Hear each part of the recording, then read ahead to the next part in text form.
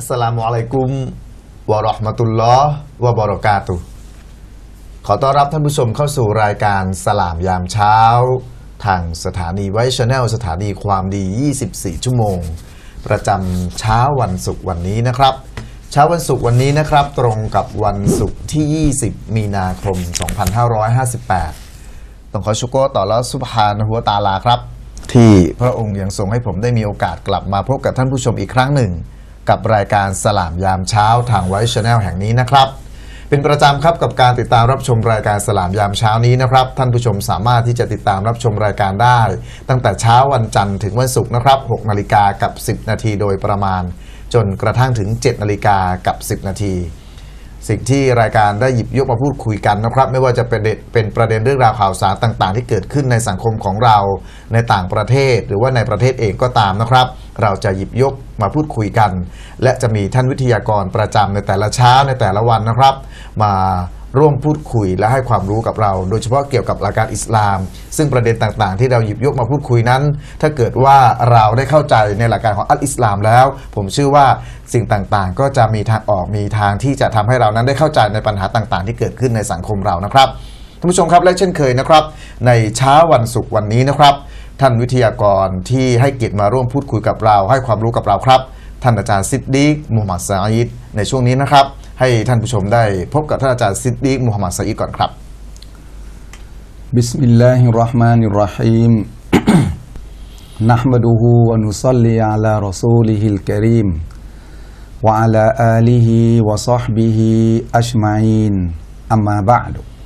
อัสสลามุอะลัยกุมวะเราะห์มะตุลลอฮ์วะบะเราะกาตุฮ์ครับอาจารย์สวัสดีครับครับอัลฮัมดุลิลลาห์ครับก็อาจารย์ห่างหายไป1 สัปดาห์กับสลามยามเช้าครับเนื่องจากว่าภารกิจของอาจารย์ถ้าใครที่ได้ติดตามโปรแกรมต่างๆนี่นะครับค่อนข้างที่จะเยอะพอสมควรจนกระทั่งรายการอัดเทปประจำเนี่ยนะครับก็มาส่งล่าช้าไปกว่าปกตินะครับกับปกติแล้วนะอัดมาส่งทีหนึ่ง30 เทปนะครับแต่ตอนเนี้ยก็คงจะต้องเตรียมเอาไว้นะครับว่าอีก60 เทปก่อนที่จะเดินทางไปทำอุมเราะห์จะเตรียมไว้เยอะๆเพราะว่าเราเคยคุยกันแล้วนะครับว่างานของไวท์ชาแนลเนี่ยนะครับมันเป็นงานที่มาเหมือนน้ำตกเหมือนน้ำตกใช่ไหมนะครับเรื่องก่อสร้างสถานีโทรทัศน์ของเราก็กำลังเดินอย่างเต็มที่นะครับสตางค์กันหลั่งไหลเข้ามาพอสมควรนะครับแล้วก็เรื่องภาพยนตร์ซึ่งตอนนี้หลังจากที่เราได้คุยกันในหลายๆตอนเมื่อคืนนี้ก็มีพี่น้องจำนวนหลายคนทีเดียวนะครับโทรเข้ามาหลังจากรายการแล้วนะครับก็บอกว่าขอเป็นกำลังใจแล้วก็ขอให้เราได้สู้ต่อไปเพราะว่ามันเป็นครั้งแรกของวงการนะที่ทำให้พระสงฆ์เนี่ยออกมาเรียกร้องให้มาเข้าใจอิสลามด้วยการชมภาพยนตร์นี้แล้วมันเป็นครั้งแรกในวงการภาพยนตร์ทั้งหมดที่เริ่มตื่นตัวตื่นใจกับการที่จะเห็นคุณค่าของภาพยนตร์น้ำดีนะครับหลังจากที่นำเสนอยัดเยียดความชั่วผ่านทางภาพยนตร์เนี่ยมามากต่อมากแล้วก็อัลฮัมดุลิลลาห์เราก็จะคุยกันในสิ่งที่พี่น้องเห็นถึงความสำคัญแล้วก็มันเป็นประโยชน์กับสังคมของเรานะครับครับผมครับอาจารย์ครับในลักษณะแบบนี้เนี่ยมันทำให้มุสลิมเราได้ตื่นตัวในเรื่องของการปฏิบัติตัวด้วยไหมครับเพราะว่าอย่างน้อยที่สุดเนี่ยอย่างเช่นที่เราได้พูดคุยกันอย่างพระมหาสมปองนะครับที่ได้ไปชมภาพยนตร์ชุดนี้แล้วแล้วก็ได้เกิดความเข้าใจว่าแนวสอนหลักการอิสลามเนี่ยเป็นแนวทางลักษณะแบบไหนเพราะฉะนั้นตัวมุสลิมเองนะครับที่อยู่ในศาสนาอิสลามเนี่ยถ้าเกิดว่าปฏิบัติไม่ถูกต้องตามหลักการอันนี้ก็เป็นสิ่งหนึ่งที่อาจจะโดนคนถามว่าที่เราได้ทราบมามันไม่เป็นแบบนั้นไม่เป็นแบบนี้อย่างนี้หรือเปล่าครับอาจารย์คือภาพรวมแล้วเนี่ยมุสลิมทุกคนนะที่จงรักภักดีต่อท่านนบีเชื่อฟังปฏิบัติตามท่านนบีเนี่ยเราทุกคนต้องการสันติสุขครับพูดแล้วน้ำตาจะไหลเราทุกคนต้องการสันติสุขต้องการอยู่ร่วมกันด้วยความสงบไม่มีข้อห้ามอันใดที่เราจะอยู่ร่วมกับคนที่อยู่ในศาสนาอื่นเรื่องศาสนานั้นของใครของมันก็ปฏิบัติกันไปแต่เรื่องส่วนรวมต้องมาช่วยเหลือกันต้องรักกันต้องสมัครสมานสามัคคีกันนี่คือสันติสุขแบบอิสลามที่เราต้องการแต่เนื่องมาจากว่าสังคมของเราเนี่ยถูกยัดเยียดในภาพของความไม่เป็นจริงในภาพของการทำลายล้างในภาพของการพูดในเรื่องไม่จริงเนี่ยผ่านภาพยนตร์บ้างผ่านสื่อต่างๆบ้างจนกระทั่งทำให้คนในโลกเนี่ยเข้าใจ มุสลิมในบริบทที่ไม่ถูกต้อง เราจะทำยังไงมันก็ต้องแก้ไขที่จะให้เขาเข้าใจในบริบทที่ถูกต้องของคนที่เป็นมุสลิมเพราะท่าแท้ของคนที่เป็นมุสลิมเนี่ยเราต้องการสันติสุขไม่ต้องการที่จะให้เกิดปัญหาแต่ปัญหาที่มันเกิดขึ้นกับคนบางคนทำไมพี่น้องในโลกนี้หุกกลมตัดสินเหมารวมเลยว่ามุสลิมทุกคนต้องเป็นแบบนี้มุสลิมทุกคนต้องโหดร้ายปาดคอเชือดคอคนอื่นเป็นแบบนั้นซึ่งมันเป็นการกระทำของคนเลวเนี่ยกลุ่มหนึ่งเพียงเท่านั้นเองแล้วทำไมต้องมาหุกกลมเราเหมือนดังที่เราเคยพูดกันวันนั้นนะบอกว่าคนไทยคนหนึ่งไปขโมยเพชรซาอุกลับมาจนกระทั่งทำให้ซาอุดีอาระเบียเนี่ยมองเลยพาสปอร์ตนี้ทำมาจากไทยแลนด์เนี่ยไอ้ประเทศหัวขโมยถามว่ายุติธรรมกับเราไหมมันไม่ยุติธรรมกับเราเลยเราเป็นคนไทยที่มีเพียงคนสองคนที่ไปเป็นหัวขโมยเสร็จเรียบร้อยแล้วหุกกลมตัดสินเราทั้งประเทศว่าเป็นประเทศหัวขโมยมันไม่ควรค่าในการตัดสินของพวกเขาที่เขาจะมองเราอย่างนั้นเช่นเดียวกันสังคมโลกกำลังมองมุสลิมว่าเป็นศาสนาที่ป่าเถื่อนใช้ความรุนแรงหรืออะไรก็ตามแต่ซึ่งมันเป็นบริบทแห่งความเข้าใจที่ผิดอย่างมหันต์เราก็ต้องทำทุกอย่างที่จะทำให้คนในโลกเนี่ยเข้าใจอิสลามเข้าใจนบีของเรา ไม่ว่าจะในส่วนใดนะครับที่พอสามารถจะทำได้แล้วก็ต้องทำนะครับอัลฮัมดุลิลละห์ครับนี่คือสิ่งที่เราเกริ่นนำแล้วก็เรียนให้กับท่านผู้ชมได้รับทราบกันนะครับแต่ประเด็นวันนี้อาจารย์ครับเป็นประเด็นที่ผมว่าก็เป็นเรื่องใกล้ตัวเราอีกเช่นเดียวกันนะครับยิ่งในช่วงนี้เนี่ยเป็นช่วงที่เด็กปิดภาคเรียนกันแล้วนะครับคุณพ่อคุณแม่ก็อาจจะไว้วางใจในระดับหนึ่งที่เรื่องของการเดินทาง เรื่องของความปลอดภัยก็อาจจะวางใจได้ในระดับหนึ่งเพราะเด็กได้อยู่บ้านนะครับส่วนชีวิตของมุสลิมเด็กๆมุสลิมก็อาจจะเตรียมตัวกันในการที่จะอบรมค่ายภาคฤดูร้อนแต่จะมีเด็กบางกลุ่มนะครับอาจจะมีนอกลู่นอกทางบ้างจากข่าวนี้เนี่ยอาจารย์ครับเด็กวัยเพียง12 ปีเท่านั้นนะครับเด็กเป็นเด็กหญิงชั้นป .6 นะครับเหตุเกิดที่ไหนเนี่ยเหตุเกิดที่ตำบลลาดสวายอำเภอลำลูกกาจังหวัดปทุมธานีโอ้ลำลูกกานี่เองกายบ้านเรานี่ครับผม เขาบอกว่าจากที่เด็กให้การนะครับว่าระหว่างยืนรอนะครับที่จะยืนรอน้าจะเข้าห้องน้ำเนี่ยคนร้ายเป็นชาย2 คนนะครับมาชกท้องและอุ้มขึ้นรถจักรยานยนต์เพื่อที่จะหวังทำร้ายเขานะครับแต่เขาเองเนี่ยได้ร้องขอความช่วยเหลือจนถูกปล่อยตัวเนี่ยนะครับแล้วปรากฏว่าเจ้าหน้าที่ตำรวจนะครับที่ทางจังหวัดปทุมธานีเนี่ยเขาก็เลยต้องสอบปากคำได้เชิญแม่แล้วก็เด็กหญิงเนี่ยนะครับวัยชั้นป .6 เนี่ยมาสอบสวนมาสอบปากคำพบว่าเด็กเนี่ยให้การตอนแรกว่าที่ว่าถูกชกท้องรอน้าอยู่แล้วมีคนพาขึ้นรถจักรยานยนต์ไปหวังที่จะทำร้ายแล้วร้องเรียกเพื่อนบ้านนะครับจนถูกคนร้ายปล่อยตัวมาที่แท้อาจารย์ครับจากการสอบสวนนานกว่า4 ชั่วโมงโอ้โหก็บอกว่าเงิบเลยภาษาไว้ดูบอกเงิบไปไม่เป็น เจอตำรวจได้ซักไซแล้วในที่สุดนะครับเด็กสารภาพครับอาจารย์ว่าไอ้ที่พูดมาที่มาแจ้งความเนี่ยเป็นเรื่องโกหกเพียงแค่ต้องการแอบไปเล่น Facebook และไลน์กับเพื่อนๆเท่านั้นจึงแต่งเรื่องขึ้นมาเพราะกลัวว่าจะถูกแม่เนี่ยดุด่านะครับทางเจ้าหน้าที่จึงให้แม่เนี่ยดูแลเด็กอย่างใกล้ชิดต่อไปจากข่าวนี้อาจารย์ครับมันสะท้อนภาพหรือมันทำให้คนที่เป็นคุณพ่อคุณแม่เองหรือเด็กๆเองที่พฤติกรรมที่ไม่อยู่ในร่องในรอยอยู่ออกนอกลู่นอกทางบ้างเงี้ยเป็นยังไงครับอาจารย์พี่น้องฟังดูแล้วเด็กคนนี้เนี่ยถามว่าไปเอาแบบอย่างตรงนี้มาจากไหนผมว่าไม่ได้เป็นความคิดของเด็กเองหรอกอาจจะซึมซับมาจากสื่อต่างๆนะครับที่กล้าริอาจหาหรืออาจจะเป็นเกมก็ได้นะครับที่สื่อให้เขารู้ว่าในเรื่องของการกุเรื่องขึ้นมาเนี่ยมันเป็นการกุเรื่องที่มันใหญ่แบบใหญ่มากๆเลยนะแล้วก็เป็นที่สะเทือนขวัญอย่างมากโอ้โหตัวเองถูกอุ้มไปนะครับแล้วก็เพื่อที่จะไปข่มขืนเนี่ยต่างๆเนี่ยเสร็จแล้วก็อ้อนวอนขอร้องจนกระทั่งโจรปล่อยมาต้องเสียเวลาอ้อนวอนไปเป็นวันๆอะไรต่างๆแล้วเนี่ยโอ้โหผมว่ามันเป็นเรื่องที่อุกอาจมากมันเป็นเรื่องสะเทือนขวัญอย่างมากเลยที่กล้าที่จะกุเรื่องโกหกขึ้นมาถึงเพียงนี้ครับลำพังเด็กเนี่ยคงจะไม่ได้คิดถึงขนาดนั้นหรอกคงจะได้แรงผลักดันหรือมองตัวอย่างจากสื่ออะไรสักอย่างหนึ่งไม่ว่าจะเป็นเกมหรือภาพยนตร์หรืออะไรก็ตามแต่เด็กจึงมีพฤติกรรมการเรียนแบบนะครับซึ่งเรื่องนี้มันก็เป็นสิ่งหนึ่งที่น่ากลัวทีเดียวที่เด็กเนี่ย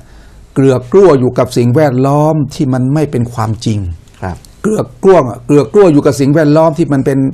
เป็นภาพลวงนะครับมันเป็นภาพลวง แน่นอนอย่างยิ่งพยายามยัดเยียดสิ่งที่เป็นความไม่ดีให้แก่เด็ก ครับ ใช่ไหมเด็กก็เลยส่งภาพสะท้อนตรงนี้ออกมาอายุเท่าไหร่นะ 12 ครับ 12ป .6 อัลลอฮ์อินนาลิลลาฮิวะอินนาอิลัยฮิรอญิอูน ครับ และตรงเนี้ยตำรวจต้องเสียเวลาไปเป็น 4-5 ชั่วโมง ฮะ พ่อแม่ต้องเสียเวลานะครับเจ้าหน้าที่สืบสวนสอบสวนต้องเสียเวลาเปลืองงบประมาณไปขนาดไหน เพียงแต่เด็กโกหกขึ้นมากุเรื่องขึ้นมาเพียงอย่างเดียว ครับ นี่แหละท่านนบีเองก็ถูกเนี่ยย้อนไปอีกแล้ว ท่านนบีเองก็ถูกใส่ร้ายแบบเนี้ย ฮะ ใช่ไหมแต่เนี่ยเด็กกุการโกหกขึ้นมานะครับเสร็จเรียบร้อยแล้วเจ้าหน้าที่บ้านเมืองใช้เวลาสืบสวนประมาณ 4-5 ชั่วโมงก็ได้ความจริง เมื่อความจริงมันปรากฏความเท็จมันก็หายไป ซึ่งก็แสดงให้เห็นว่าเด็กคนเนี้ยอยู่ในวุฒิภาวะที่มันเชื่อถือไม่ได้อีกแล้วนะครับซึ่งเหตุการณ์ต่างๆที่เกิดขึ้นมาเนี่ยมาเทียบโยงมากับสิ่งที่นบีถูกใส่ร้าย ครับ อย่างเนี้ยแล้วจะไม่ให้มีการไม่ให้มีกระบวนการในการที่จะสืบสวนความเป็นจริง ที่จะนำเสนอให้แก่ชาวโลก ความจริงจะต้องถูกนำเสนอแก่ชาวโลก นี่คือสิ่งที่อิสลามได้สอนเอาไว้ เพราะฉะนั้นถ้าเกิดว่าเห็นรู้ว่าสิ่งที่เขาใส่ร้าย สิ่งที่เป็นการกุขึ้นมาในสังคม เรารู้ทั้งรู้ว่าเป็นความผิด รู้ทั้งรู้ว่าเป็นสิ่งที่โกหกหลอกลวง และเราจะไม่ทำอะไรเลยหรือในการที่จะได้อะไรนะเขาเรียกว่าแสดงให้เห็นว่าความเป็นจริงนั้นมันไม่ใช่ในสิ่งที่ถูกนำเสนอ ก็ต้องพยายามอย่างตำรวจเนี่ยเขาก็พยายามนะครับแล้วกุรอานก็บอกอย่างนี้นะครับว่าวะกุลจาอัลฮักวะซะฮะกัลบาติลอินนัลบาติละกานะซะฮูกอจงกล่าวเถิดมุฮัมมัดเมื่อความจริงมาปรากฏความเท็จย่อมมาลายสูญไปแท้จริงความเท็จทุกอย่างนะย่อมมาลายหายสิ้นเพราะฉะนั้นอะไรที่มันเป็น เรื่องของความเป็นเท็จมันจึงเป็นสิ่งที่น่าตำหนิเรื่องเท็จทุกอย่างเนี่ยนะหะดีษบอกเอาไว้นะครับเด็กคนเนี้ยก็เริ่มที่จะบรรลุศาสนาภาวะแล้วและพ่อแม่ก็ต้องเอาใจใส่นะการที่ลูกโกหกเพียงครั้งสองครั้งอย่านึกว่าเป็นเรื่องเล็กนะครับเพราะว่าท่านนบีเราสอนอย่างนี้นะอินนัสซิดกะยะฮดีอิลันบิรริวะอินนัลบิรรยะฮดีอิลันจันนะแท้จริงด้วยความซื่อสัตย์สุจริตเนี่ยมันจะนำไปสู่สภาวะแห่งความดีงามต่างๆทั้งหลายและด้วยความดีงามทั้งหลายแหล่ที่ได้รับจากความซื่อสัตย์สุจริตนี่แหละท่านนบีบอกว่ามันจะเป็นกุญแจสำคัญนะครับกุรอานบอกนะเป็นกุญแจสำคัญที่จะนำเราไปสู่สวรรค์ของอัลลอฮ์ซุบฮานะฮูวะตะอาลานี่คือความเป็นจริงที่ปรากฏในอัลกุรอานเพราะฉะนั้นพ่อแม่ได้ดูแล้วข่าวตรงนี้ว่าเป็นยังไงได้รับรู้แล้วว่ามีเกิดเหตุการณ์แบบนี้เกิดขึ้นต้องบอกลูกแล้วล่ะลูกเห็นไหมเขากลุการโกหกที่มันเป็นเท็จและเมื่อการโกหกนั้นถูกแฉออกมาว่ามันเป็นการหลอกลวงนะเรื่องที่เขากูขึ้นมาเนี่ยมันเป็นการหลอกลวงเสียหายขนาดไหนรู้ไหมพ่อแม่ก็เสียหายด้วยเครือญาติ เครือญาติต่างๆเสียหายหมดเลยนะครับแล้วก็เด็กคนนี้ก็แน่นอนเมื่อโกหกสักครั้งหนึ่งนะหลังจากนี้จะพูดความเป็นจริงเป็น100 ครั้งเนี่ยก็น่าสงสัยแล้วน่าระแวงแล้วมันเสียเครดิตไปตลอดชีวิตเลยนะการโกหกพ่อแม่ต้องสอนลูกอย่างนี้เลยนะครับแล้วก็ไอ้ความโป้ปดการตอแหลหลอกลวงปิ้นป้อนสับปรับโกหกต่างๆเหล่านี้ที่ภาษาไทยใช้คำพูดเยอะๆเนี่ยนะมันจะนำพาไปสู่ความชั่วร้ายว่าอินนัลฟูจูริยะดีอิลันนาร์นบีบอกว่าไอ้ความชั่วร้ายที่มาจากการโกหกปิ้นป้อนตอแหลนี่แหละมันจะนำพาไปสู่ไฟนรกนะครับซึ่งเป็นสิ่งหนึ่งที่พ่อและแม่ควรจะต้องระมัดระวังลูกๆของตัวเองรวมทั้งระมัดระวังปากของตัวเองด้วยว่าจะต้องตีกรอบปากของตัวเองเนี่ยให้อยู่ในความพูดจริงให้อยู่ในความสัตย์จริงในคำพูดแล้วก็ต้องตีกรอบปากของตัวเองการกระทำของตัวเองเนี่ยให้พ้นจากการโกหกแล้วก็ปิ้นป้อนนะครับอาจารย์ครับเมื่อสักครู่นี้เนี่ยอาจารย์บอกว่าเนี่ยมันเป็นการเรียนแบบเด็ก อาจจะซึมซับจากการเล่นเกมจากการชมดูทีวีดูละครอะไรก็ตามตอนนี้พูดถึงเรื่องของการเรียนแบบเนี่ยในอิสลามได้พูดถึงเรื่องของการเรียนแบบไว้แบบไหนบ้างครับอาจารย์ว่าเราจริงๆแล้วเราเรียนแบบได้หรือไม่ได้หรือการเรียนแบบดีหรือไม่ดียังไงอาจารย์คือมีคำพูดอยู่คำพูดหนึ่งเราเคยพูดกันมาแล้วนะว่าตัวอย่างที่ดีเนี่ยมีค่ามากกว่าการพร่ำสอนเพราะนั้นจะทำยังไงล่ะให้เด็กเห็นภาพที่มันดีๆครับพ่อแม่ต้องผมเคยบอกหลายครั้งพ่อแม่ต้องเป็นพระเอกและนางเอกของลูกแม่ต้องแสดงบทนางเอกครับที่นำเสนอแต่สิ่งดีๆให้แก่ลูกไม่ว่าจะเป็นคำพูดการปฏิบัติความไว้เนื้อเชื่อใจความซื่อสัตย์การใช้จ่ายการกินอาหารบริโภคอาหารต่างๆเหล่านี้จะต้องแสดงแบบที่ดี นั่นแหละไอ้แบบที่ดีเนี่ยเด็กเรียนแบบได้เอาอย่างได้เอาแบบมาปฏิบัติได้ โดยไม่มีขีดจำกัด ถ้าเป็นความดีที่มันไม่ขัดแย้งต่อหลักการของอิสลามนะแต่ไอ้พฤติกรรมเรียนแบบเนี่ยที่ฮาชิมถามว่าจะเรียนแบบได้ขนาดไหนขนาดที่อะไรก็ตามแต่ที่ฝ่าฝืนต่อศาสนาเรียนแบบไม่ได้เลยกฎเดียวอะไรที่เป็นความดีที่ศาสนาส่งเสริมให้ปฏิบัติเรียนแบบได้หมดเลยเช่นกลุ่มหนึ่งเขามีการรณรงค์ว่าพี่น้องหากระปุกมานะเอามาหยอดกันเพื่อที่จะเอาเงินที่หยอดในกระปุกเนี่ยมาทำงานศาสนาของอัลลอฮ์อันเนี้ยคุณเรียนแบบได้หมดเลยเด็กกำพร้าเอาไปใช้ได้การเรียนการสอนที่มัสยิดเอาไปใช้ได้การเผยแพร่ศาสนาอย่างที่ไวท์ชาแนลเนี่ยนะครับได้ทำอยู่เนี่ยก็เป็นการเอากระปุกไปแล้วก็หยอดเงินที่เต็มแล้วเอามาทำงานศาสนามาเผยแพร่ศาสนาไอเรียนแบบเนี้ยสามารถทำได้หมดเลยไม่มีขีดจำกัดเลยนะครับและคนที่ถูกเรียนแบบก็ไม่ต้องไปน้อยใจอย่าไปอิจฉาเขานะครับทั้งหมดที่เป็นความดีเรียนแบบได้หมดเลยแต่เราทำเพื่ออัลลอฮ์นะไม่ได้ทำเพื่อสิ่งอื่นนะครับส่วนอะไรที่ขัดแย้งต่อหลักการของศาสนาห้ามเลียนแบบเด็ดขาดนะครับอาจารย์ครับพูดถึงเรื่องการเรียนแบบอาจารย์ยกตัวอย่างว่าการเรียนแบบในการทำความดีเพื่อศาสนาอย่างเงี้ยโอเคเรียนแบบกันได้สมมุติว่าอาจารย์เป็นคนต้นคิดนะครับในการที่จะทำเรื่องอย่างสมมติกระปุกเนี่ยที่อาจารย์บอกว่าเป็นการหยอดใช่ไหมครับแล้วเผอิญผมเห็นเนี่ยอาจารย์นี่ทำดีเนาะผมก็เอาไปทำนะฮะก็ทุกคนก็ทำต้นคิดคืออาจารย์ซิดดีเป็นคนคิดแหละรูปแบบนี้คนที่เป็นต้นคิดเนี่ยไปพูดได้ไหมครับว่าเนี่ยเพราะว่าเนี่ยฉันคิดเองเนี่ยพูดนี้เลยไปเรียนแบบทำอันนี้เราไปคุยได้ไหมอาจารย์คุยไม่ได้คือเวลาทำดีอะไรแล้วเนี่ยนะพี่น้องอย่าคุยอย่าโอ้อวดอย่าคุยเพื่อที่จะให้คนเขาชื่นชมว่าโอ้โหต้นคิดมาจากเราเองเหรออุ้ยเก่งจริงๆคิดได้ยังไงเราก็ได้ชื่นชมก็สบายใจก็ได้แค่อวดตรงนั้นแหละผลบุญไม่ได้นะครับเหมือนกับผมเคยอ่านฟัตวาเนี่ยนะในประเทศคูเวตเนี่ยนะฮะในตำบลหนึ่งเขามีการทำกุรบานกันเกือบทุกครอบครัวเลยมาที่มัสยิดหนึ่งแล้วก็มีเผอิญมีคนหนึ่งนะบอกว่าโอ้โหดีใจมากๆเลยอัลลอฮ์ให้พวกเราเนี่ยได้สามารถทำกุรบานกันทุกครอบครัวเลยแต่เผอิญกุรบานของฉันเนี่ยตัวใหญ่กว่าเพื่อนเลยดูสิก็มีคนถามเข้าไปนะครับคนถามเข้าไปกับบรรดาผู้ที่เป็นผู้รู้นักวิชาการที่นั่นเขาบอกว่าถ้าเจตนาตรงนี้เพื่อการโอ้อวดไอ้ตัวใหญ่ที่สุดของเขาเนี่ยไม่ได้ผลบุญเลยไม่ได้ผลบุญเลยนะในการทำกุรบานตรงนั้นเพราะนั้นเวลาทำอะไรคิดอะไรที่เป็นความดีแล้วเนี่ยอย่าไปคุยนะอย่าไปโอ้อวดอย่าไปมีจิตใจที่หวังการชมเชยหวังการชื่นชมจากคนในสังคมอย่าเด็ดขาดเลยตรงนั้นถ้าทำถลำตัวไปถึงตรงนั้นปั๊บความดีของคุณไม่ได้เลยไม่ได้อะไรทั้งสิ้นเลยนะครับนี่คือสิ่งที่ต้องระมัดระวังนะครับงั้นผมถามอีกด้านหนึ่งอาจารย์เอาละอาจารย์ไม่คุยนะฮะผมก็เรียนแบบคนนั้นก็คือเอาอย่างอาจารย์จะบอกเรียนแบบเลยเอาอย่างอาจารย์เพราะเป็นสิ่งที่ดีนะครับอาจารย์ได้ผลบุญไหมครับอย่างนี้ได้ผลบุญแน่นอนนู่นถูกบันทึกนะอัลลอฮ์แล้วนะครับที่นบีบอกว่ามันสั้นนะซุนนะตันฮัสนะตันใครก็ตามแต่ที่วางแบบคือคิดค้นที่จะให้คนเนี่ยได้ทำความดีเช่นการหยอดกระปุกอย่างที่เราคุยเนี่ยนะคิดค้นอยากที่จะให้คนเนี่ยได้เสียสละแบบไม่ยากนักแค่เศษสตังค์รวมกัน6 เดือน 7 เดือนโอ้โหได้ตั้งหลายร้อยบาทก็ได้จ่ายบริจาคไปในห้องทางของอัลลอฮ์ไอแนวความคิดที่ดีๆตรงเนี้ยใครที่วางแบบอย่างเอาไว้หรือผมเนี่ยไปรู้แบบอย่างจากฮาชิมผมเนี่ยเอาตรงนี้ไปบอกต่อไอแบบอย่างที่ผ่านจากฮาชิมมาถึงผมเอาไปบอกต่อผมก็ได้ผลบุญตรงนี้ด้วยในฐานะที่นำเอาเรื่องดีๆไปบอกแก่ผู้คน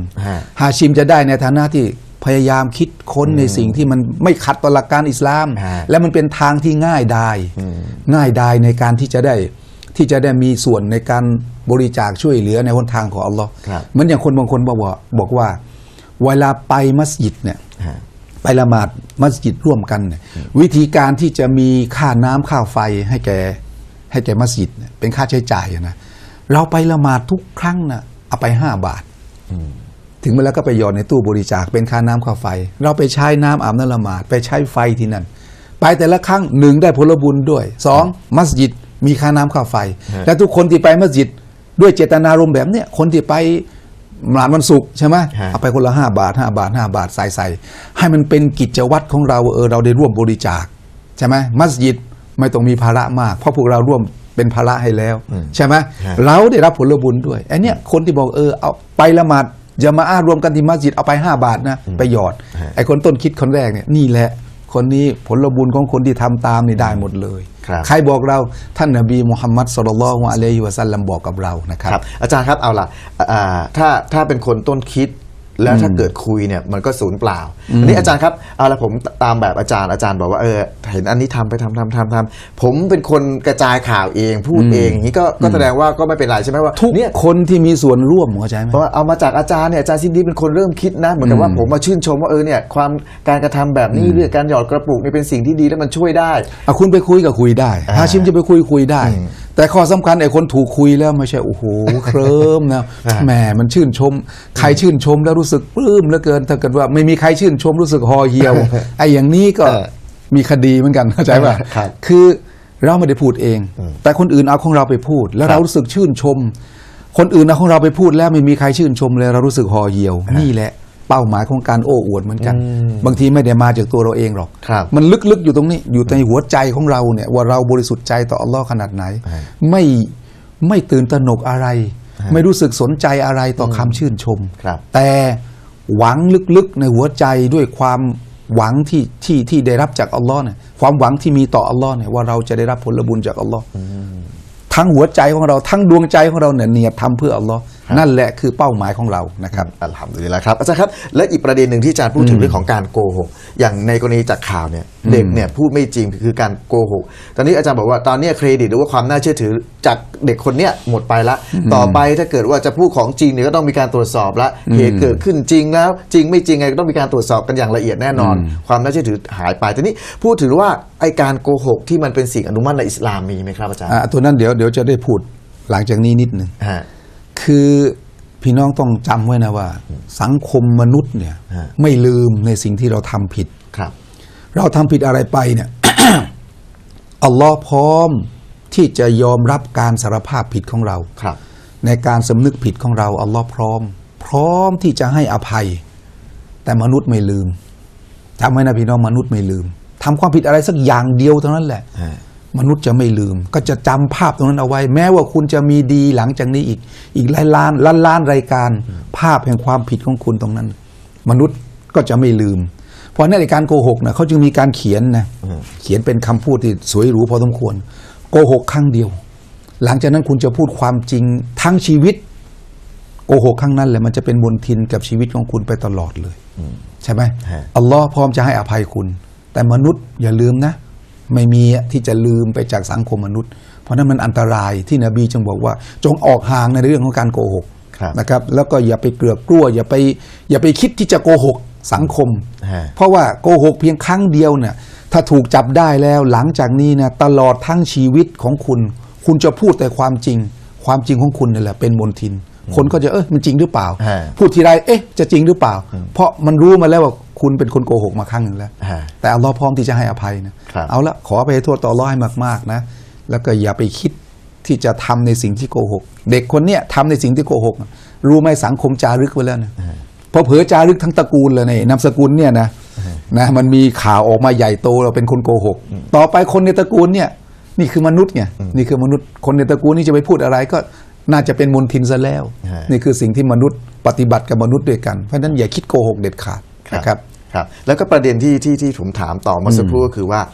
ไอ้การโกหกเป็นสิ่งที่ไม่ดี ไม่ควรเข้าไปเกิดกลัวอย่างที่อาจารย์บอกคือเป็นสิ่งที่ นบีสอนอย่างนี้อัลมุมินลายักซิบ ครับ ผู้ศรัทธานะต้องไม่โกหก ครับ นะครับ ครับนี่อาจารย์มันเป็นเรื่องของการโกหกบางเรื่องบางราวในอิสลามมีการอนุญาตว่าเรื่องอย่างเงี้ยถ้าเราพูดความจริงแล้วมันจะเป็นการทำให้ยิ่งแย่ลงไปหรืออะไรอิสลามมี คือมีข้ออนุโลมบางประการ ครับ นะครับเป็นข้ออนุโลมที่ศาสนาอนุโลมให้ ครับ แต่ก็ต้องเกิดจากการที่เรามีความบริสุทธิ์ใจที่จะทำสิ่งที่เป็นความดีตรงนั้นจริงๆโกหกเพื่ออิสลาห์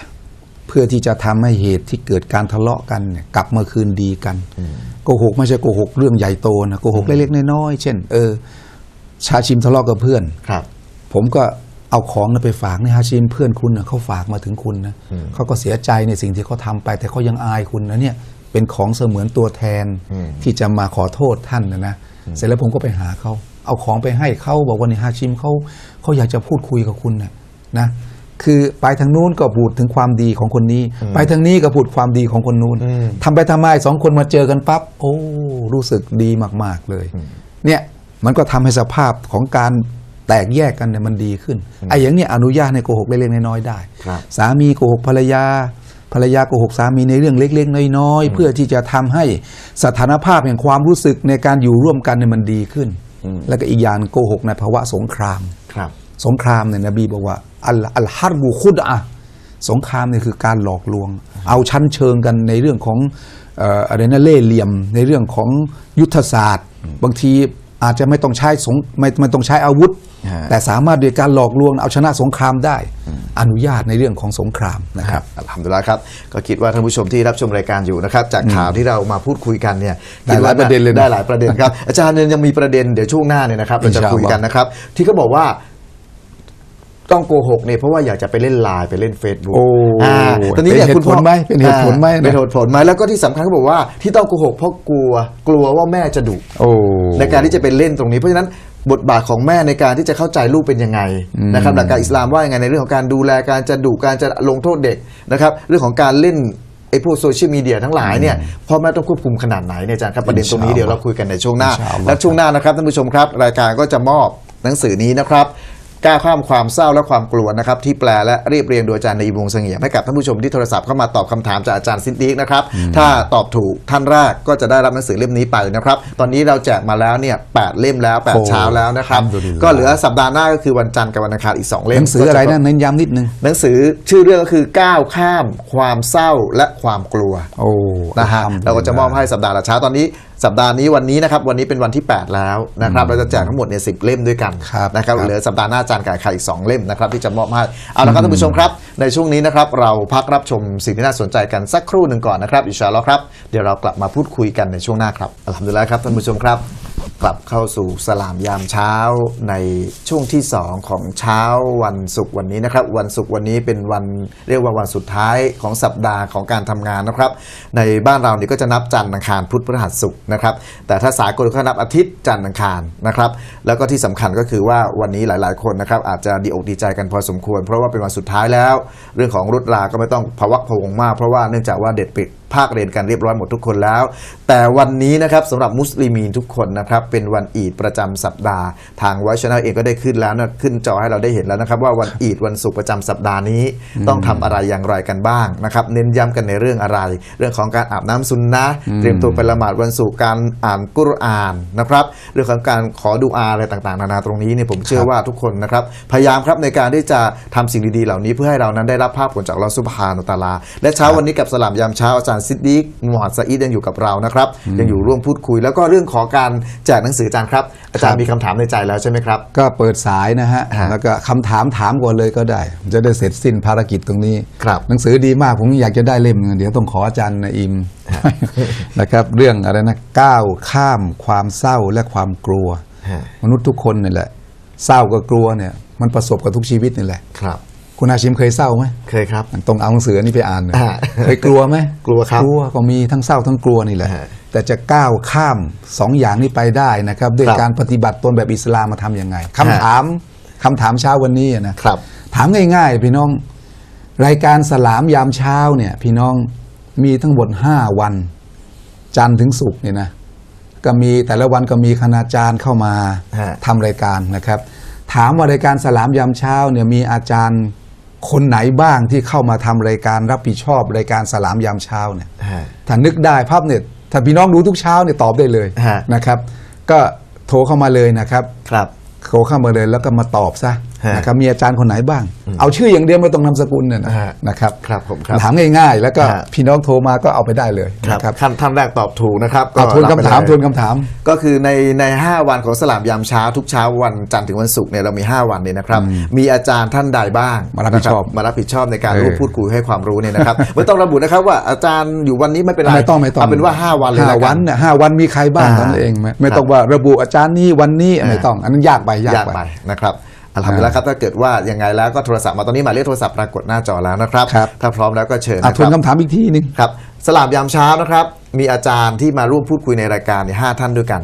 มีท่านใดบ้าง อ่า นะครับก็โทรศัพท์มาผมเชื่อว่าท่านผู้ชมที่รับชมรายการกันอย่างเป็นประจำเนี่ยนะครับ จะทราบดีนะ ห ค รื รับ อยากไปว่าไปด้วยนี่เงียบไปเลย ไม่ยากนะครับไม่ยากนะครับ กำลังกดโทรศัพท์อยู่นะ อิน ฮะ ชาอัลลอฮ์ เอาละครับ นะครับ ในระหว่างที่เรารอสายตรงนี้เนี่ยนะครับอาจารย์ครับประเด็นที่เราอยากพูดคุยกันต่อก็คือว่า ในเนื้อข่าวเนี่ยก็บอกว่าเด็กเนี่ยที่พูดความเท็จออกมาเนี่ยเพราะต้องการจะไปเล่นไลน์ไปเล่น Facebook กับเพื่อนจากเรื่องตรงนี้อาจารย์ครับแสดงว่าตอนนี้มีสายเข้ามาครับเชิญครับเชิญอัสสลามุอะลัยกุม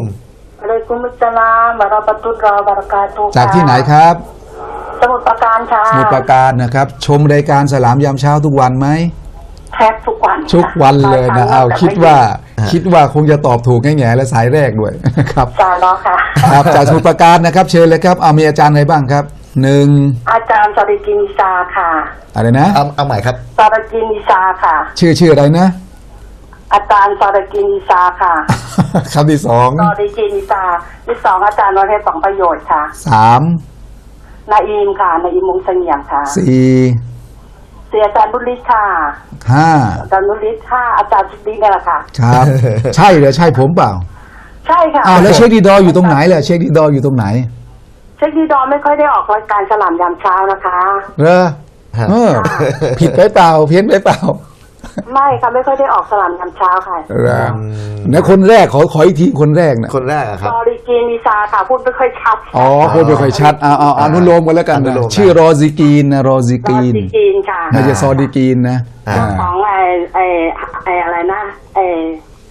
โรงเรียนนะคะอัลฟาติฮะถูกต้องถูกคนถูกตัวนะครับทำในอนุโลมเพราะว่าพี่น้องอาจจะพูดไม่ค่อยชัดนะครับส่วนเชคดีดอนี่ไม่มีนะเชคดีดอไม่เคยออกสลามยามเช้าไม่เคยออกสลามยามเช้าแสดงว่าเป็นแฟนพันธุ์แท้จริงๆนะครับก็โอเคเบอร์โทรศัพท์ข้างหลังรายการจดแล้วนะครับจดเรียบร้อยอัลฮัมดุลิลลาห์เดี๋ยวเราจะได้มอบหนังสือเล่มนี้ให้นะครับขอแสดงความยินดีด้วยนะครับกับหนังสือเล่มนี้นะครับอัสสลามุอะลัยกุมค่ะวะอะลัยกุมสลามครับวะอะลัยกุมสลามวะเราะห์มะตุลลอฮ์พี่น้องจากอะไรจังหวัดสมุทรปราการครับปราการครับอัลฮัมดุลิลลาห์นะครับก็สนุกดีนะครับก็เศร้าเย้าแย่บ้างผมถามว่ามีเชคดีดอไหมเนี่ยแต่บอกไม่มีก็อัลฮัมดุลิลลาห์นะครับเชคดีดอก็ตอนเช้าเนี่ยอยู่ไกลนะไม่สะดวกถ้าเกิดว่าออกมาทำรายการนี้เนี่ยต้องออกจากบ้านตี 4แล้วก็มันไกลมากก็เลยขอมาอัฟนะครับทำดุลิลละนะฮะก็พวกเราก็อยู่ใกล้ๆกันก็มาทำรายการกันนะครับครับผมครับเอาละครับในช่วงนี้ท่านผู้ชมก็สามารถที่จะโทรศัพท์เข้ามาร่วมพูดคุยได้นะครับมีอะไรจะมาแลกเปลี่ยนความคิดกันนะครับมีมุมมองอย่างไรนะครับกับสถานการณ์กับข่าวคราวที่เราหยิบยกมาคุยกันนะครับหรือมีวิธีการยังไงก็โทรศัพท์มาได้ในระหว่างนี้ที่เรารอสายจากทางบ้านนะครับเราคุยกันต่อครับอาจารย์ครับกับที่บอกว่าเด็กเนี่ยโกหกเพราะว่าจะไปเล่นไลน์ไปเล่นเฟซกับเพื่อนอันนี้แสดงว่าเรื่องตรงนี้คุณพ่อคุณแม่ต้องเข้มงวดไหมหรือว่าต้องดูแลกันยังไงและในขณะเดียวกันเด็กก็ยังบอกด้วยว่าเพราะกลัวแม่ดุไงเพราะจะไปเล่นเนี่ยเลยต้องสร้างสถานการณ์ก็บอกกับลูกนะลูกเรื่องของการโกหกมันเป็นสิ่งที่ต้องห้ามเป็นสิ่งที่ฮารามเป็นบาปใหญ่ที่อัลลอฮ์รังเกียจมากนะลูกจะไปไหนก็ขอให้พูดตรงๆแม่ก็จะได้กำหนดเวลาที่จะเหมาะสมกับชีวิตของลูกแล้วลูกก็จะได้อยู่ในกรอบของความดีงามไม่ใช่ลูกโกหกแล้วลูกก็ไปทะเลถลายทำในสิ่งที่ไม่ถูกต้องและผลเสียจะเกิดขึ้นกับใครล่ะมันก็เกิดขึ้นกับชีวิตของลูกนั่นแหละถ้าแม่พูดด้วยภาษาของความรักเนี่ยนะคือการพูดด้วยภาษาของความรักเนี่ยมันยากเหมือนกันนะพี่น้องที่จะให้แม่พ่อบางคนที่จะพูดภาษานี้ได้อธิบายให้ลูกได้เข้าใจว่าที่พ่อแม่เนี่ยนะกำชับลูกนะกำชับหนูเนี่ยก็เป็นเพราะว่าป๋าและม่าเนี่ยรักลูกนะพูดเป็นภาษารักพูดให้เด็กได้เกิดความซึ้งลูกบางคนเนี่ยถ้าพ่อแม่พูดอย่างนี้แล้วลูกบางคนถึงขั้นน้ำตาไหลใช่ไหมเราลองดูแล้วฝึกพูดภาษารักกับลูกแล้วก็โน้มน้าวว่าลูกอย่าโกหกเลยนะถ้าจะไปเล่นเฟซจะไปเล่นเกมอะไรก็อยู่ในลักษณะที่พอประมาณอะไรที่มันจะเป็นอันตรายต่อชีวิตลูกแม่ขออนุญาตนะลูกนะแม่จะไม่ให้ลูกไปนะเพราะแม่รักลูกนะคุยด้วยภาษาแห่งความรักตรงนี้มันเป็นสิ่งที่จะหล่อหลอมความดีเกิดขึ้นในครอบครัวนะครับครับผมครับตอนนี้มีสายจากทางบ้านนะครับเชิญครับผมสายหลุดไปนะครับยังไงเดี๋ยวรบกวนโทรศัพท์มาอีกครั้งหนึ่งแล้วกันนะครับจากเรื่องที่เวลาเราเป็นคุณพ่อคุณแม่เวลาอยู่กับลูกการคุยภาษาที่อาจารย์บอกภาษารักกับลูกๆฉะนั้นอาจารย์ครับการที่พ่อแม่ดุหรือว่าเข้มงวดเกินไปกับลูกเนี่ยจะมันจะเป็นผลดีหรือผลเสียยังไงบ้างอาจารย์ครับคอยรุลอุมูรอัลซาตัวหานบีสอนเอาไว้นะภารกิจที่ถือว่าเป็นเรื่องที่ดีงามมากๆนี่ก็คือทำอะไรให้อยู่ในลักษณะที่ปานกลางพอเหมาะพอควรเคร่งครัดจนมากไป มันก็ทำให้เด็กรู้สึกตึงเครียดนะครับหย่อนยานมากเกินไปมันก็ทำให้เด็กหลงระเริงนะครับดีที่สุดนะเอาอิสลามเนี่ยมาปฏิบัติกับลูกได้เวลาลูกต้องละหมาดนะลูกอย่าโกหกนะเพราะพ่อและแม่เนี่ยไม่ได้หวังอะไรเลยจากลูกหวังว่าให้ลูกเนี่ยเป็นคนดีของสังคมและมีอนาคตที่ดีอยู่ในความรักความพึงพอพระทัยของอัลลอฮ์พ่อและแม่หวังแค่นี้แหละพอลูกเข้าใจในจุดตรงนี้แล้วเนี่ยเขาก็จะไม่เฉยฉายทำในสิ่งที่เป็นความหย่อนยานในเรื่องของบาปนะครับแล้วเขาก็จะพยายามตีกรอบตนเองนะให้อยู่ในความดีนะอย่าไปตึงเครียดกับลูกมากๆนะครับคุยด้วยภาษาพ่อภาษาแม่ที่เป็นที่วางอยู่พื้นฐานของความรักนะมันก็เป็นสิ่งหนึ่งที่คุยยากเหมือนกันภาษาแห่งความรักเพราะว่าพ่อแม่บางคนก็ไม่สันทัดในเรื่องการพูดคุยใช้บังคับอย่างเดียวไม่ได้นะมันอย่างนั้นลูกก็รู้สึกตึงเครียดแต่ลองค่อยๆพูดถึงเหตุผลสิ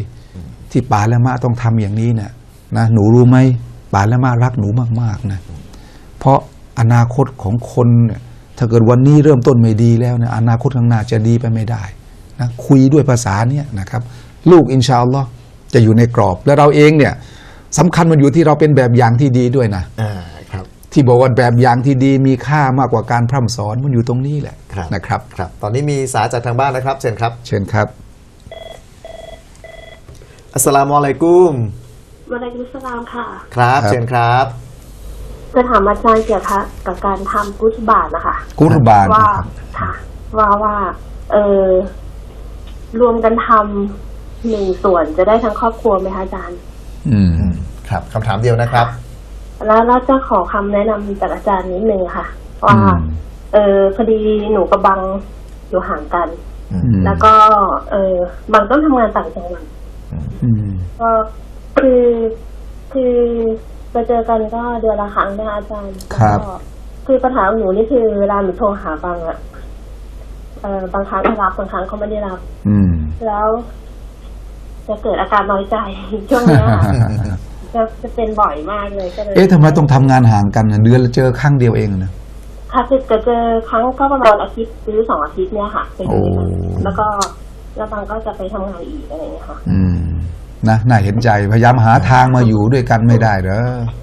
แล้วก็คือบางครั้งส่งไลน์ไปถ้าเกิดช่วงวันทำงานก็อาจจะไม่ได้ตอบเลยแล้วหนูก็จะแบบส่งเยอะโทรเยอะกระหน่ำโทรอะไรอย่างเงี้ยระวังนะระวังไอ้การที่เราน้อยใจเนี่ยสภาพที่เราน้อยใจเนี่ยระวังในชัยฏอนเข้าแทรกนะพอชัยฏอนเข้าแทรกแล้วเนี่ยมันก็จะมีเรื่องของอารมณ์ละ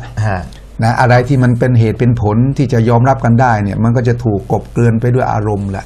พอชัยฏอนมันเข้าแทรกต้องระวังนิดนึงนะก็ขอความคุ้มครองต่ออัลเลาะห์เยอะๆก็แล้วกันนะฟังเหตุฟังผลกันให้มากๆนะครับเดี๋ยวจะได้อธิบายในส่วนที่ถามมานะครับครับอินชาอัลลอฮ์ครับครับอัสสลามุอะลัยกุมครับอัสสลามผมเข้าใจในข้อ2นะครับอาจารย์คืออันนี้ผมขอในส่วนความรู้สึกนะอาจารย์คือคนที่เป็นผู้หญิงเนี่ยเวลาสามีอยู่ไกลเนี่ยแล้วถ้าเกิดว่าเราเป็นแม่บ้านเราไม่ได้ทำงานเนี่ยคือเวลาว่างสมมติว่าเราจะมีเวลาว่างเยอะแล้วเราจะคิดไปเองบางทีฝ่ายชายเนี่ยผมไม่ได้พูดเข้าข้างฝ่ายชายนะเนี่ยจากสิ่งที่เกิดขึ้นบางทีฝ่ายชายงานยุ่งแต่เราเนี่ยด้วยเวลาที่เราอยู่บ้านเราดูแลบ้านเราไม่ได้ทำงานนอกบ้านเราก็จะมีเวลาว่างเยอะพอละลายไปโทรไปหรืออะไรไปไม่ตอบในเรื่องรู้สึกอย่างนั้นหรือเปล่าอย่างนี้หรือเปล่าจากที่อาจารย์บอกครับจากน้อยใจเนี่ยมันจะกลายเป็นอย่างอื่นละจะกลายเป็นความระแวงคือมันต้องแต่งงานเนี่ยมันต้องพยายามออกแบบชีวิตที่จะทำให้เราเนี่ยอยู่ร่วมกันไม่ใช่แยกกันไปอยู่กุรอานใช้คำอย่างนี้นะกุนนาลิบาสุลละกุมวะอันตุมลิบาสุลละหุนพวกนางเนี่ยจะเป็นอาภรณ์อาภรณ์ในที่นี้หมายถึงเครื่องนุ่งห่มของพวกท่านแล้วท่านก็จะเป็นเครื่องนุ่งห่มของพวกนางตรงเนี้ยมันเป็นกินายะเขาเรียกเป็นการเปรียบเปยให้รู้ว่าเราเนี่ยเป็นอาภรณ์เครื่องนุ่งห่มของนางนางก็เป็นอาภรณ์เครื่องนุ่งห่มสำหรับเราเครื่องนุ่งห่มเนี่ยอยู่ติดกับเราใช่ไหมเนี่ยเสื้อเนี่ยอยู่ติดกับเรือนร่างของเรานั่นหมายความว่ากุรอานเนี่ยส่งเสริมเหลือเกินที่จะให้เราเนี่ยอยู่ร่วมกันอย่างใกล้ชิดอยู่ด้วยกันด้วยความเข้าใจใช่ไหมทีนี้เราแยกกันไปอยู่เนี่ยมันก็เป็นความทรมานนะอย่านึกว่าไม่ทรมานนะทรมานครับเพื่อนผมคนหนึ่งเรียนอยู่ที่ปากีด้วยกันเนี่ยนะไปสู่ขอตอนที่เรียนอยู่ปี 1ที่นู่นสู่ขอเสร็จเรียบร้อยแล้วนะอีก4 ปีเรียนจบแล้วอีก4 ปีเนี่ยจะได้มาได้แต่งเนี่ยนะเขาบอกโอ้โห4 ปีเนี่ยเป็นชีวิตที่ทรมานที่สุด จะนอนหลับก็นึกถึงนางจะกินข้าวก็นึกถึงนางเขียนจดหมายจะพรรณนาขนาดไหนก็ตามแต่ส่งจดหมายไปเมื่อวานนึงเมื่อวานนี้เองมาอีก2 วันคิดถึงอีกแล้ว คือความห่างเหินกันเนี่ยมันเป็นเรื่องที่ทรมานเนี่ยขอบอกนิดนึงว่าพยายามได้ไหมที่จะออกแบบนะให้มาทำงานใกล้ๆกันและได้มาอยู่ร่วมกันที่มันเป็นระบบของครอบครัวตรงเนี้ยมัน มันเป็นระบบครอบครัวที่ห่างเหินกันในความห่างเหินนี่แหละบางทีมันมีธุระปะปังมีงานยุ่งเข้ามาปั๊บอีกคนหนึ่งว่างอีกคนหนึ่งหมกมุ่นอยู่กับงานพอเสร็จแล้วพับมันจูนเข้าหากันไม่ได้ชัยตอนมันแทรกปั๊บนี่ทีนี้ละอารมณ์แล้ว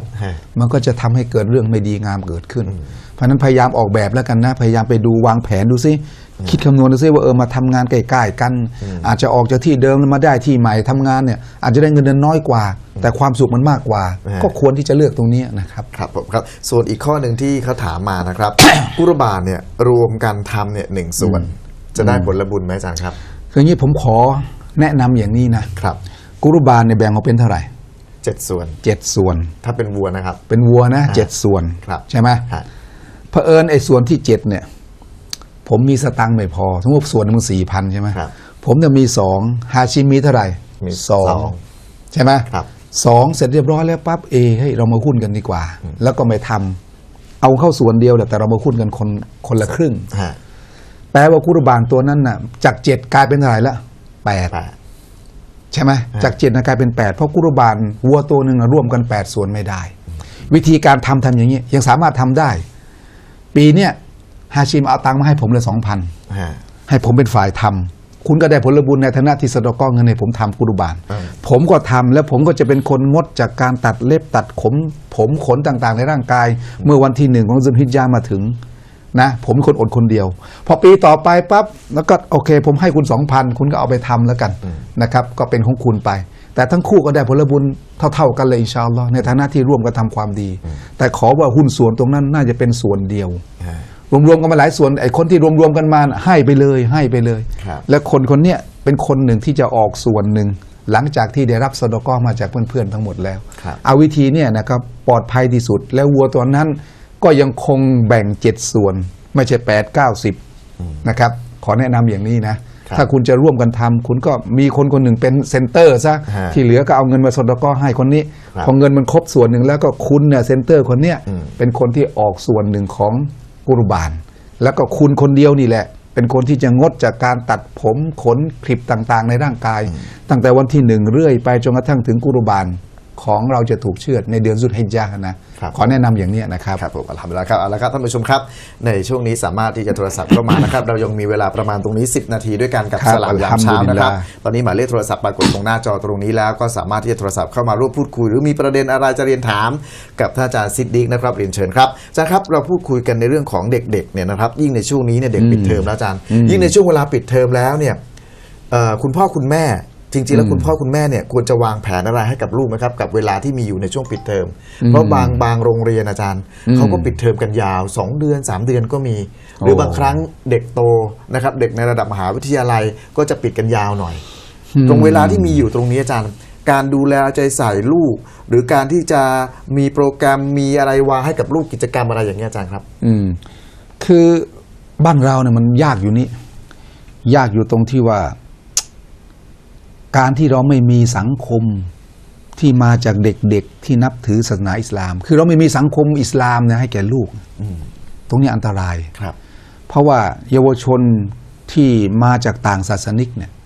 เขาอนุญาตเนี่ยไปเที่ยวเตะที่นู่นไปสังสรรค์กับเพื่อนที่นี่บางทีพ่อแม่ก็เอาสตังค์ให้ลูกๆเอาไปดูหนังกันนะไปดูคอนเสิร์ตกันนะเขาทำแบบนั้นได้ไงแต่ลูกๆของเราเนี่ยจะไปอยู่ในสังคมแบบนั้นไม่ได้มันก็ต้องมาอยู่ในสังคมที่เรียกว่าค่ายภาคฤดูร้อน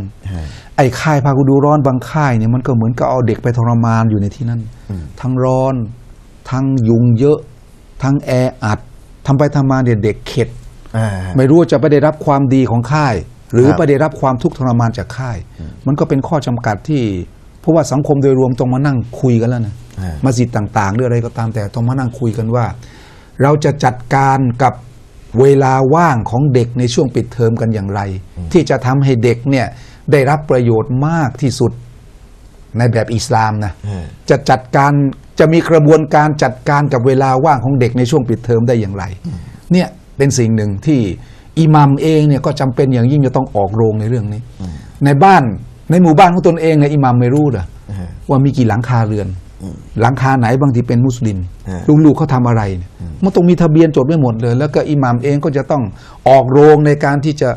ขอรับเงินบริจาคที่จะมาจัดการจัดสรรตรงนั้นนะให้เด็กได้อยู่ในสังคมที่เรียกว่าอิสลามให้มากที่สุดถ้าเกิดว่าไม่ออกโรงกันอย่างเนี้ยเด็กๆจะไปอยู่กับใครสังคมของเราเป็นแบบนี้พ่อแม่ต้องทำมาหากินแต่ลูกในช่วงปิดเทอมไม่มีสังคมแบบอิสลามให้ลูกได้ไปอยู่ในสังคมแบบนั้นอันตรายผมเองก็บอกตรงว่ามันมีหลายอย่างที่จะได้เสนอแนะแต่ว่ามันเวลาที่มันจำกัดตรงเนี้ยนะครับซึ่งเรื่องนี้เป็นเรื่องสำคัญมากนะผมบอกต้องคุยกันแบบองค์รวมเลยแหละบรรดาอิหมัมทั้งหลายต้องมาประชุมกันบรรดานักเคลื่อนไหวในการที่จะจัดกิจกรรมเด็กๆเยาวชนเนี่ยต้องมาประชุมกันเพื่อที่จะออกแบบให้เด็กของเราเนี่ยสามารถอยู่ในเวลาที่ปลอดภัยที่สุดมีอิสลามมากที่สุดในช่วงปิดเทอมนะครับครับผมครับตอนนี้มีสายจากทางบ้านนะครับเชิญครับอัสสลามุอะลัยกุมสลามค่ะครับเชิญครับจะทำการว่าการสุยุตซาวีนี่จะเอาก่อนในสลามหรือหลังสลามดีคะครับคำถามยังไงการสุยุตซาวีฮะจะสุยุตก่อนให้สลามหรือหลังสลามดีครับโอเคเดี๋ยวฟังคำตอบนะแง่จ้ะสลามคุณค่ะวะอะลัยกุมสลามวะเราะห์มะตุลลอฮิวะบะเราะกาตุฮ์ครับพี่น้องเรื่องสุญูดซาวีหลังจากที่เราได้อ่านหะดีษต่างๆในภาพรวมของสุญูดซาวีแล้วเนี่ยนะอุลามะเขาได้ข้อสรุปอยู่ข้อหนึ่งผมกล่าวถึงข้อสรุปเลยนะไม่ต้องยกหลักฐานต่างๆเพราะว่าแต่ละซีกมีหลักฐานเยอะนะลิซิยาดะตีบะดัสสลามวะลินนุกซอนกอบลัสสลามเขาได้ข้อสรุปอย่างนี้นะถ้าหากว่าทำอะไรในละหมาดเนี่ยเกินเลยไปจากรูกลที่ได้ถูกกำหนดเอาไว้นะให้สุญูดหลังจากสลามเกินเลยไปนะแต่ถ้าทำอะไรในลักษณะที่เกิดข้อบกพร่องขาดตกบกพร่องไปเนี่ยให้สุญูดก่อนที่จะให้สลามลองไปพิจารณาดูกันแล้วกันนะแต่ทั้งนี้และทั้งนั้นเนี่ยถ้าท่านจะสุญูดก่อนสลามได้ทั้งหมดจะสุญูดหลังสลามก็ได้บรรดาอุลามะบอกว่าเป็นสิ่งที่อนุญาตให้ทำได้เพราะว่าการสุญูดซาวีเนี่ยบางทีนบีสุญูดก่อนสลามบางทีบางสถานการณ์นบีก็สุญูดหลังสลามแต่เมื่อไปวิเคราะห์ดูแล้วเนี่ยไอ้สิ่งที่นบีสุญูดก่อนสลามเนี่ยอันเนื่องมาจากเกิดข้อบกพร่องมันขาดตกบกพร่องไปนบีก็จะสุญูดซาวี2 ครั้งก่อนให้สลามเขาเรียกว่าสุญูดก่อนให้สลามทีนี้ไปสุญูดซาวีหลังสลามมีไม่มีไปตรวจสอบดูแล้วจากหะดีษต่างๆทั้งหมดนบีทำอะไรเกินเลยไปก็สุญูดหลังจากที่ให้สลามเอาไว้นะครับโดยที่เขาให้ข้อกำหนดว่าลิซิยาดะติบะดัสสลามวะลินนุกซอนกอบลัสสลามอันเนื่องมาจากทำอะไรเกินเลยไปเนี่ยไปสุญูดซาวีหลังสลามซะแต่ทำอะไรขาดตกบกพร่องไปให้สุญูดก่อนสลามนี่คือข้อสรุปที่อุลามะเขาให้ข้อสรุปเอาไว้หลังจากที่ไปตรวจสอบหะดีษต่างๆทั้งหมดแล้วเราได้องค์รวมแห่งข้อสรุปแบบนี้แต่ถ้าว่าทุกสภาพเลยนะพี่น้องจะสุญูดก่อนสลามไปเลยก็ถือว่าใช้ได้นะครับอินชาอัลลอฮ์ครับผมครับเอาละครับท่านผู้ชมครับมีเวลาอีกประมาณ5 นาทีตรงนี้กับสลามยามเช้า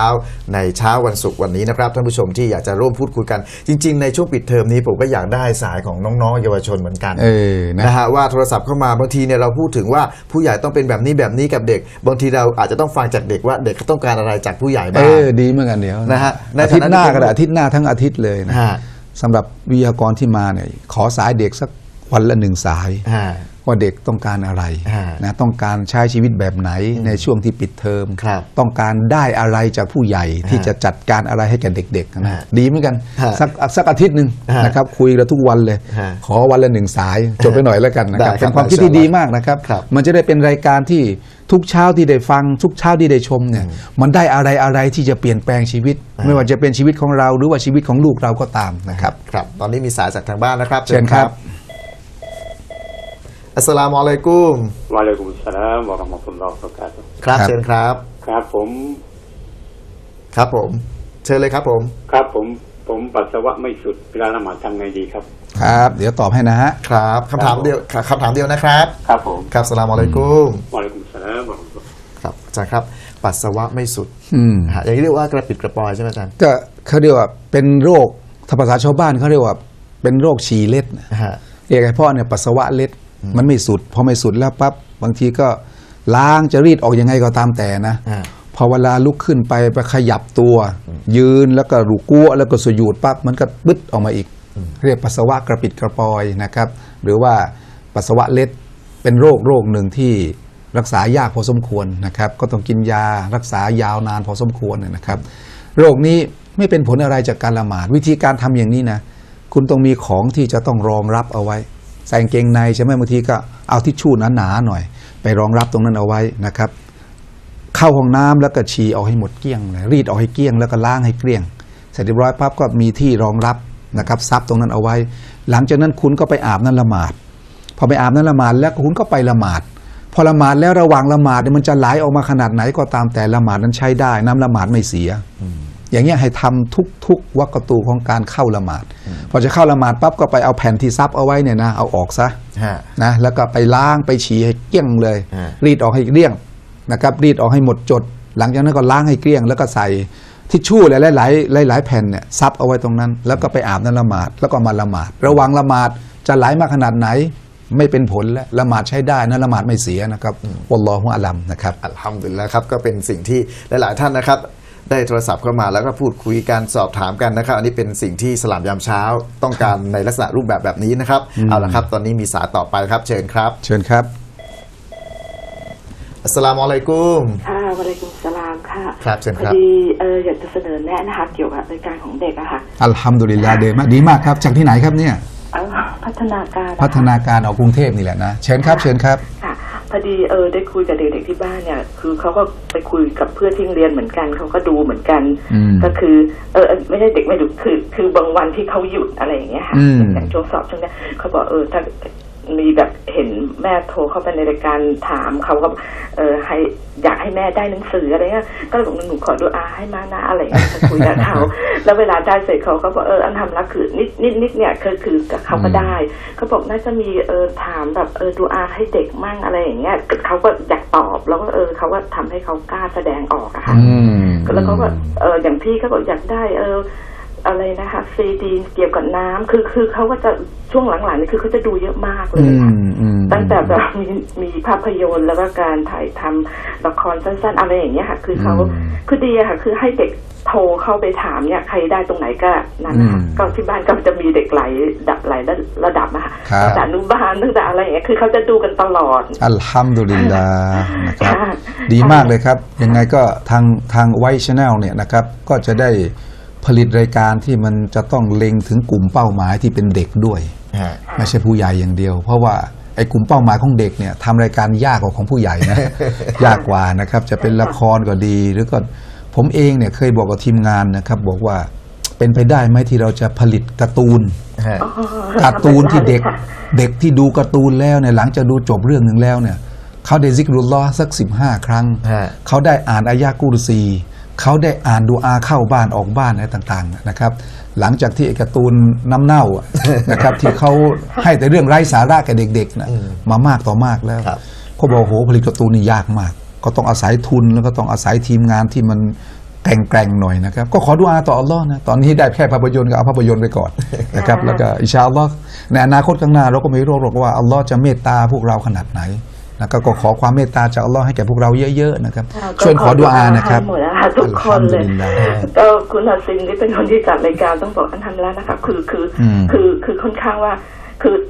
ดีมากเลยคือจะมีในกลุ่มที่ว่าดูกันก็จะพูดถึงคุณฮัสซินจะบ่อยมากก็คือทุกอย่างที่แบบคือแบบคุณฮาชิมเนี่ยเขามีเสน่ห์อยู่อย่างตรงที่ว่าเขาไม่ค่อยจะรู้เรื่องหลักการศาสนาพอเวลามาจับอะไรปั๊บเนี่ยเขาก็ถามจากความรู้สึกของตัวเองและเป็นการถามที่หลายแง่มุมมากเลยมันจึงทำให้คนหลายๆระดับเนี่ยได้ในส่วนที่ของใครจะเก็บเกี่ยวยังไงนะครับเพราะว่าคำถามที่ถามมาเนี่ยมันไม่ใช่ไปทางด้านเดียวสำหรับผู้ใหญ่ในแง่มุมของเด็กก็ได้ในแง่มุมของวัยรุ่นก็ได้นะครับอัลฮัมดุลิลละห์ช่วยขอดุอานะผมก็ขอดุอาให้แกเนี่ยอย่าป่วยไข้ไม่สบายนะครับ ช่วงป่วยไข้ไม่สบายเนี่ยก็โอ้โหมันก็แบบอะไรล่ะ มันก็มีอุปสรรคนะครับขอให้มีร่างกายแข็งแรงแล้วก็ยืนหยัดต่อสู้กับเราเรื่อยไปนะครับและพี่น้องเองก็ต้องขอดุอาให้เราด้วยนะ เหมือนกันค่ะขอให้อยู่ตลอดนะคะเพราะคุณนาเซนเนี่ยเวลาอย่างคือเขาบอกว่าเวลาคนถามไปบางทีไม่เข้าใจคุณนาเซนก็คือเหมือนขยายก็คือเหมือนช่วยคือบอกว่าทำแล้วดีมากเป็นคนที่จัดรายการยังบอกเขาต้องเป็นผู้ดำเนินรายการรู้ต้องมีประสบการณ์ยังคุยกันอยู่ก็คือเก่งมากแล้วคือกับอาจารย์คือถ้าอย่างอาจารย์เนี่ยคือเราไม่พูดถึงแล้วการทำนัดดีอยู่แล้วว่าค่ะคือตรงนี้คือตอบคำถามหรือมีความรู้ก็ดีอะค่ะแต่คนทัศน์นี่คือแบบโอ้โหแบบคนชอบมากอัลฮัมดุลิลลาห์นะครับคือดีอะค่ะดีค่ะทุกอย่างก็อัลฮัมดุลิลลาห์นะขอดุอาต่ออัลลอฮ์ให้เรายืนหยัดแบบเนี้ยไปจนวันตายเลยนะครับค่ะก็ต้องเข้มแข็งทุกอย่างทุกเรื่องนะคะบางทีการทำความดีบางครั้งก็จะมีบ้างอะค่ะที่ว่าอาจจะมีต้องกระทบอะไรก็ชัยฏอนนั่งขวางเนี่ยกุรอานบอกว่าละอักอุดันนะกัสซิรอตะกัลมุสตะกีมชัยฏอนว่าฉันจะวางนั่งขวางทางหนทางอันเที่ยงตรงของพระองค์เพราะนั้นทุกความดีที่ทำเนี่ยอุปสรรคย่อมมีนะครับเพราะชัยฏอนมันก็พยายามมันก็เป็นการทดสอบเราว่าเรามีความมั่นคงในอีหม่านต่ออัลลอฮ์ในแค่ไหนต้องมีความตะบัดเยอะๆอัลฮัมดุลิลลาห์บางครั้งคนดูเนี่ยก็มีความคิดหลากหลายแต่การติชมก็คือเราก็รับอะค่ะคือไม่ว่าเรื่องอะไรก็คือเปิดกว้างก็คือต้องให้เข้มแข็งแล้วก็ตะบัดสองอย่างนะอันทำแล้วก็ดีที่สุดแล้วค่ะเราก็จะพยายามนะทำสองอย่างวิทยากรบอร์ดชะรีอะห์แล้วคนบริหารเนี่ยเราจะทำสองอย่างเพื่อที่จะทำให้เราเนี่ยก้าวเข้าไปข้างหน้าได้อดทนแล้วก็ให้อภัยอินชาอัลลอฮ์ครับอดทนแล้วก็ให้อภัยนะครับอัสสลามุอะลัยกุมครับเจซากัลลอฮุกรอนนะครับที่โทรศัพท์เข้ามาแล้วก็เสนอแนะแล้วก็ให้คำติชมให้แง่คิดนะครับแล้วก็คุณฮาชิมต้องจดไว้นะเดี๋ยวอาทิตย์หน้าตั้งแต่วันจันทร์เรื่อยไปต้องถึงวันศุกร์นะขอเยาวชนวันละ1 สายนะคุณต้องการให้ผู้ใหญ่นะทำอะไรนะครับให้เป็นประโยชน์กับพวกคุณขอวันละ1 สายมันจะได้เป็นประโยชน์ว่าเยาวชนช่วงนี้ปิดเทอมแล้วเขาได้ดูแล้วโอ้เขาเก็บเกี่ยวในส่วนของเขาได้เยอะเลยครับอย่างนิดนึงก่อนจบรายการนะครับเพราะขึ้นมาแล้วว่าหมดเวลาแล้วนิดนึงที่ผมอยากจะพูดก็คือว่าอย่างที่อาจารย์บอกว่าบางทีไปเข้าค่ายพระฤดูร้อนอ่ะเด็กไปทรมานหรือเปล่าเด็กอันนั้นไอ้นี่หรือเปล่าบางทีพ่อแม่เนี่ยอยากให้เด็กไปอ่ะแต่ความรู้สึกที่เด็กมีแต่เด็กไม่กล้าบอกเนี่ยบางทีเราก็ต้องฟังเด็กบ้างต้องพยายามนะประชุมแบบองค์รวมจะทำให้เด็กเข้ามาในค่ายแล้วเขาไม่อยากจากค่ายไปทุกอย่างที่เขาได้รับมีแต่เรื่องของความดีมีในเรื่องของการให้อภัยมีในเรื่องของการเรียนรู้นะครับก็พยายามออกแบบให้เด็กอยู่ในสภาพที่รักค่ายจากค่ายไปด้วยความรักไม่ใช่จากค่ายไปด้วยความเอื่อมระอาเราไม่เอาอย่างนั้นนะครับอัลฮัมดุลิลลาห์ครับท่านผู้ชมครับเวลาหมดจริงๆครับสำหรับสลามยามเช้าในเช้าวันศุกร์วันนี้นะครับต้องขอบคุณอาจารย์ซิดดีหมวดสายนะครับอิซาก็รอคอยรอนครับที่ท่านมาร่วมพูดคุยให้ความรู้กับเราให้ข้อเสนอแนะให้แนวคิดให้ความเข้าใจกับหลักการอิสลามนะครับขอบคุณสำหรับโทรศัพท์ทุกสายในเช้านี้ครับขอบคุณ